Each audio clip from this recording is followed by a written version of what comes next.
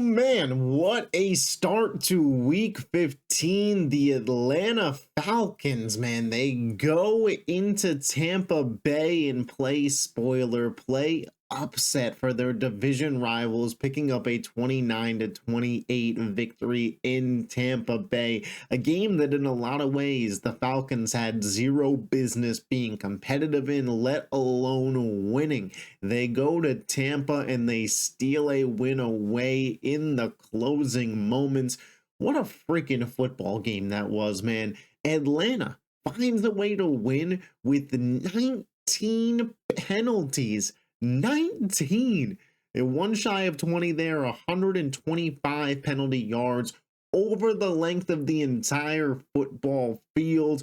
Kirk Cousins, 30 of 44 for 373 yards, 3 touchdowns, no picks, a 117 passer rating. Kirko Chains does it to Tampa Bay again. If you're a Buccaneers fan, you see Kirk Cousins in your freaking nightmares, bro. Bijan Robinson, 19 for 93 on the ground with 1 touchdown, 8 for 82 throughout the air. Kyle Pitts, 11 for 166 and not 1, not 2, but count them, 3 touchdowns, over 45 fantasy points for my fantasy heads out there. What a freaking open to week 15 of the NFL regular season. The Atlanta Falcons move to 5-9. The Tampa Bay Buccaneers fall to 7-7. Honestly, watching this game, you felt like if you hadn't watched either of these two teams play all year and you went in with blank, didn't know the records, Atlanta was the better football team tonight. Atlanta was just that way more penalized, unbuttoned up team tonight. But you watch these two teams play, Atlanta's offense was clearly much more dynamic. Atlanta clearly had a more consistent pass rush. They were clearly more two-dimensional on offense, and they had the better playmakers. So, again, tonight, Kirk Cousins outplayed Baker Mayfield pretty easily, if you ask me. So, as much as Atlanta, in some aspects, in terms of the penalties, where they're at in their season, the fact that they're at backups, their number 1 wide receiver, Drake London's not playing, Michael Penix is out for the year, the coaching staff, we're talking about, are they going to move on from Raheem Morris and Zach Robinson and all this?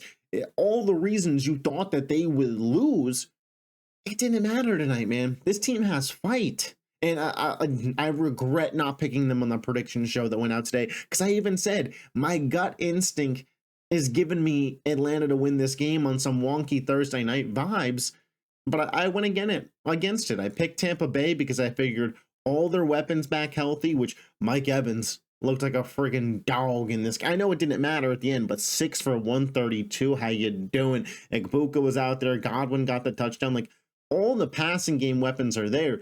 Baker missed some bad throws early on in this game. Here's what won Atlanta this game. For starters, Kirk Cousins has balls. I mean, let's just call it what it is. Kirk Cousins at this point in his career was willing to make any throw the balls on the table and say, let's see what happens. Let's go to war. And that 2nd and 28, the fact that Tampa, Todd Bowles accepted that penalty instead of having it at 3rd and 18, I'll never understand. Why give a team that's got nothing to lose more shots on you? I wouldn't have accepted it. Hindsight's 2020, obviously, but they were in 2nd and 28 with about a minute to go. And they were on Tampa's side of the field.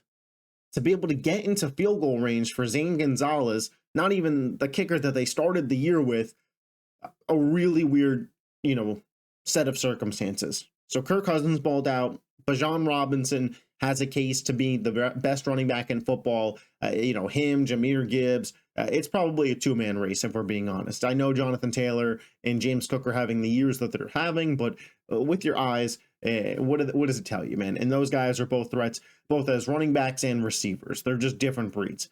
Kyle Pitts has the game of his career. And again, Kyle Pitts, 25 years old, going to be a free agent this offseason. How much do you pay this guy? And that defensive line, as much as we crap on Atlanta for trading away their 1st-round pick this year to the Rams, 5 sacks tonight, 6 quarterback hits, James Pierce Jr., who they traded back up into the first round to get. That is the player that they traded for with the Rams. 2 sacks, 2 pass deflections. The guy was a playmaker all night, whether it was against Tristan Wirfs or lined up around the defensive line. So as much as, again, it's the popular take to clown them, they got a dude. They got a dude. And I think tonight it's possible the way this team showed up for Raheem Morris and Zach Robinson, those guys saved their jobs. Those guys may have saved their jobs. I feel like Atlanta's lost a lot of one-score games this year. One-score loss there. 2, 3, 4, 5. 5 of Atlanta's losses this year are one-score losses. And it's not to say that those will always flip the other direction. But if you're Atlanta, even though you're 5-9, you're closer than the record says, especially in this division. I'll say that, Carolina Panthers fans, giving the Atlanta Falcons a massive thank you. Let's talk about it from the Tampa Bay side of things. Maybe we should have led with this. Maybe that's what most football shows will do. But on this show, we give flowers to the winning team first. That's the way we show our respect. That is what it is. Tampa Bay falls to 7-7. Is their season over? I'm not going to go that far. They have 2 matchups left with Carolina next week, and then, of course, week 18. And now it becomes you got to take care of business in those games. Or you got to hope New Orleans plays upset city. But the fact that the Tampa Bay Buccaneers, a team that was so heavily favored to win this division as the year opened up, is now 0-2 in back-to-back weeks against divisional opponents who are on different quarterbacks from whom they started the year with, whom their fans are looking ahead to the 2026 season. Meanwhile, you're supposed to be elevating this year to a Super Bowl level team is bad. And I think Todd Bowles has enough build up there that I'm not going to be calling for his job. But this is, if they miss the playoffs, one of the more disappointing seasons in recent memory for a franchise that's had a ton of success as of late. Even post Brady, Baker comes in and this team is still dominating the division pretty much, getting to the playoffs, competing in and winning playoff games. Fast forward to now, the Carolina Panthers, who took your offensive coordinator, are now 1 win away from against the New Orleans Saints away from leading this division. The Atlanta Falcons have shown they can go to war with you. And there's guys on their team that have your number. And New Orleans, they just beat you last week. And this is probably the least talented their roster is going to be for the rest of the 2020s, you would imagine. In the NFL, life comes at you fast, man. And hey, is there a shot that Tampa finishes out the year 3-0, gets into the playoffs at 10-7, is hosting a playoff game and wins it? And we look back at this as just kind of a blip in the season? It's possible. But I think it's also just as likely at this point that we get to 3 weeks down the line, Carolina has won the NFC South, and Tampa Bay is sitting at home, not participating in the playoffs this year, with a roster that many would describe as loaded. Their GM, Jason Light's done a good job, man. Baker's an excellent quarterback on an even better contract. They have weapons in Bucky Irving, Mike Evans, Chris Godwin, Emeka Egbuka, Tez Johnson, Jalen McMillan. All those guys haven't been healthy all year, but they were healthy tonight. Mike was a little banged up, but Mike Evans gave you 6 for 132. So he couldn't have been that banged up. And again, in a game where the opposing team had 19 penalties for 125 yards, you lost because they were that much more efficient than you when they had the ball.